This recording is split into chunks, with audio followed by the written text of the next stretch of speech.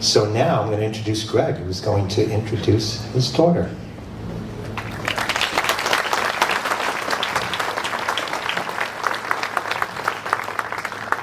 A lot of papers up here. I might start reading somebody else's.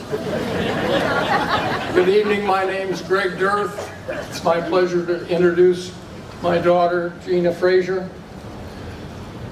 Her mother, Donna, her sister, Anna, and I are incredibly proud of Gina for overcoming her addiction. While she was going to New Canaan High School, Gina had serious health issues and a major organ surgery, and she was determined to finish high school, finish the school year and earn top grades so she could get into the best college, or the one she wanted to go to. It's that same determination that she has shown to overcome addiction. Thanks to the strong support of so many in the recovery community, specialists, people in recovery, and others, she has been sober now for almost 5 years.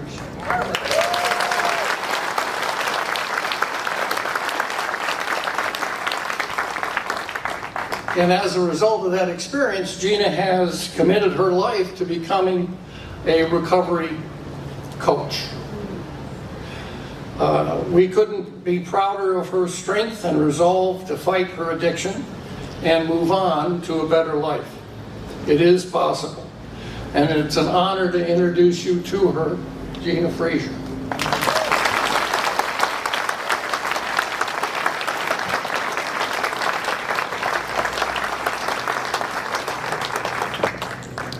Thanks, Dad. It was September 2020, and the fluorescent lights of Norwalk Hospital's ER were giving me a splitting headache. I lay on a gurney, cold despite the thin blanket, back again for what felt like the millionth time.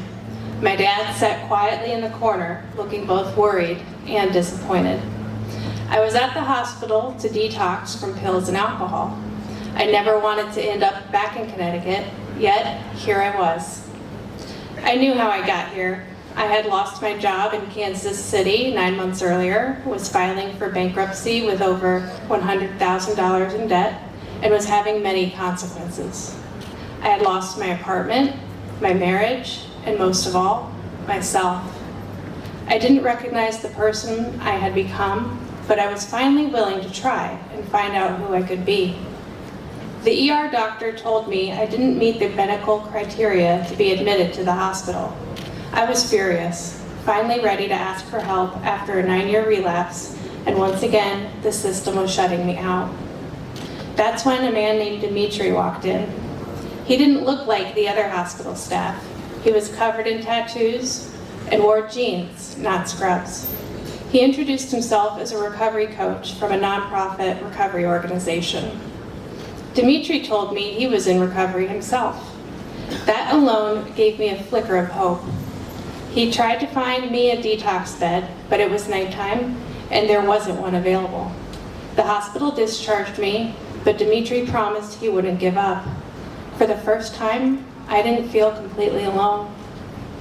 The next day, he called to tell me he'd found a bed in Bridgeport. I had previously been to a luxury private rehab 9 years ago. This was not that. It was bare bones, gritty, and in the middle of the city. But it was the only option I had, and soon I realized it was exactly what I needed. 2 days into my detox, a counselor told me there was a problem. My state insurance only covered COVID-related care. I was uninsured. But they didn't kick me out. We'll keep you on a scholarship, they said. It was a relief, but I was scared. I needed more help, and I had no way to pay for it. Then came another miracle.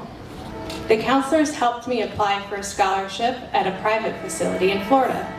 I begged them to let me go. Chris, the admissions coordinator, approved it. All I needed was a plane ticket. My mom paid for the flight and packed my bag. My parents drove me straight from detox to the airport. I boarded the flight with 10 days sober and a small, growing spark of hope. After treatment, I moved back to Connecticut and did everything differently. My parents supported me while I lived in a sober house and looked for work. I stayed in sober housing for 3 years, building a new foundation. I went to meetings every day, made healthy friendships, rebuilt trust with my family, and most importantly, learned how to show up for myself. I started volunteering at the same organization that sent Dimitri to help me that night in the ER. That volunteer role turned into a full-time job as a recovery coach in the emergency department. Now, I get to be the person Dimitri was for me. I walk into hospitals across Connecticut and offer hope to people who feel as broken as I once did. Doctors from Norwalk Hospital call me to help them. Since I began this work, I've coached more than 1,000 individuals struggling with substance use disorder. Thank you. My goal is to always plant the seeds of hope and possibility. Today, my life is full.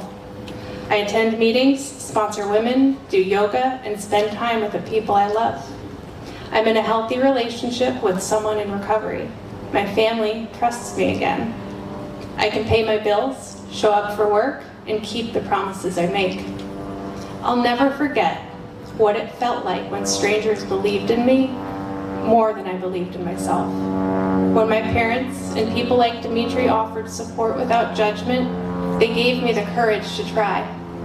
Back then, my only goal was to make it to 3 months sober, my record at the time. Today, as I approach September 30th, I'm proud to say I'll be celebrating 5 years. Thank you.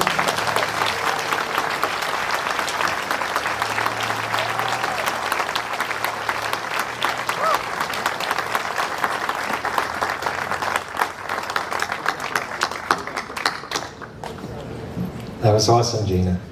And you said you're in a healthy relationship with a person in recovery. You know that's you, right? Is it? Also, Dimitri, I happen to know Dimitri, and he's a cool guy. And we are always at liberation programs, and Joanne knows because I think she has 15 interns, promoting people, getting licenses, and sometimes it's important for people to kind of learn the field. But not if it stands in the way of being able to listen to that person that's across from you. Not if it stands in the way of being able to lead with love and no judgment and treat people with dignity and respect. You don't find that in school. That comes from the heart. And obviously, Dimitri had that in your life. And again, what do people say? You know this one, right? To keep it, you gotta give it away, right? And that's exactly what you're doing every day as a recovery coach, Gina. So that's incredible. So what a blessing. Thank you again for sharing your story.